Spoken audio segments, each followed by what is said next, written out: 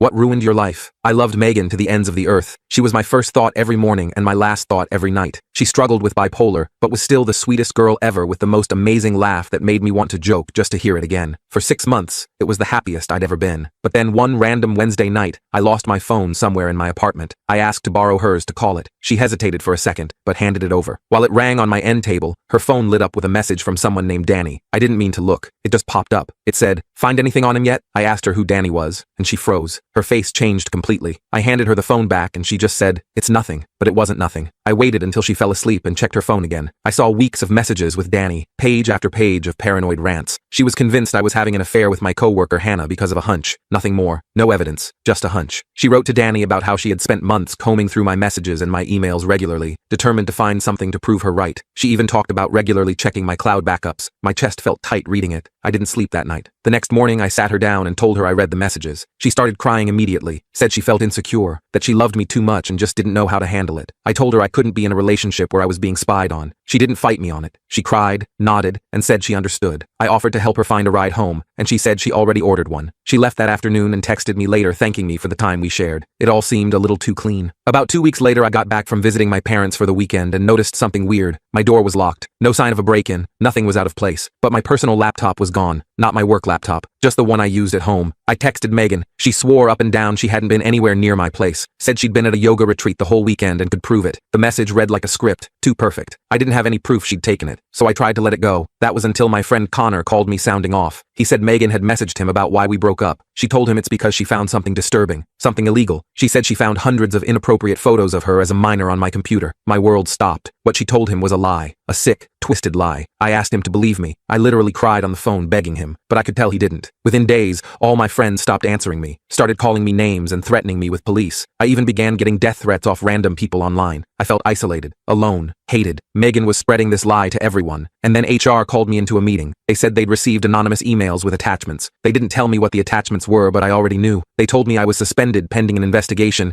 and I needed to surrender my devices. That night, 2 detectives came to my apartment with a warrant. They took every device I owned. I tried telling them my ex was setting me up, but they refused to even look at me. Afterwards, I did the only thing I could think of. I got a lawyer, a cheap one, the only one I could afford. The first thing he told me was to cooperate fully, and even though I listened to him, it didn't matter, because a week later, he called me. He'd gotten a heads up from the detective that seized my devices. They had found images in a hidden folder on my work laptop, images of Megan when she was 13, and they were pressing charges. My world stopped. I felt like I couldn't breathe. Megan had somehow transferred the files over to my work laptop. I had no idea how, but it didn't matter. My life was crumbling. And before I knew it, officers were at my doorstep, bringing me in for questioning. I couldn't tell you what happened to me next here. The full story is on my channel and